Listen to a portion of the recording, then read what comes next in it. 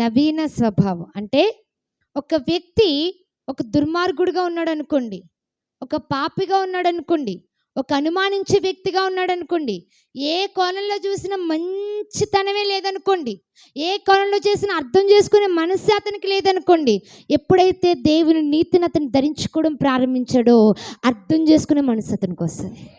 హల్లెలూయా. అనుమానం మనసు అతనికి పోతుంది. ఆ వ్యక్తిలో ఒక నూతన స్వభావం అనేది కలుగుద్ది. అందరిని అర్థం చేసుకునే స్వభావం ఆ వ్యక్తికి కలుగుద్ది.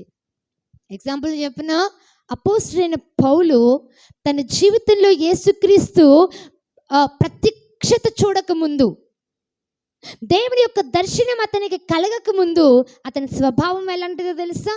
అతను క్రైస్తవులందరినీ చంపే స్వభావం, హింసించే స్వభావం, తిట్టే స్వభావం, రకరకాలుగా ప్రవర్తించి హింసకు గురి చేసే స్వభావం, ఏ రకంగా చూసినా క్రైస్తవుల్ని ఎంత కూడా కనికరం లేకుండా చూసిన స్వభావం, ఏ రూపంలో చూసినా క్రైస్తవుల పట్ల జాలి కనికరం లేకుండా క్రోధముతోనూ కోపముతోనూ మండిపడిన వాడే వారిని చంపాలనుకునే స్వభావం. ఎప్పుడైతే దేవుని ధరించుకున్నాడో, ఎప్పుడైతే దేవుని ప్రత్యక్షతను చూశాడో, ఎప్పుడైతే ఆ యొక్క స్వభావాన్ని మార్చుకోవడానికి ఇష్టపడ్డాడో, దేవుని యొక్క కృపను పొందుకోవడం ప్రారంభించాడో, దేవుని యొక్క ప్రేమలోనికి అతడు వచ్చేసాడో, అతని స్వభావం మారిపోతూ ఉంది. ఎలా అనంటే ఏ క్రైస్తవులు హింసించాడో ఆ క్రైస్తవుని అర్థం చేసుకోవడం ప్రారంభించాడు.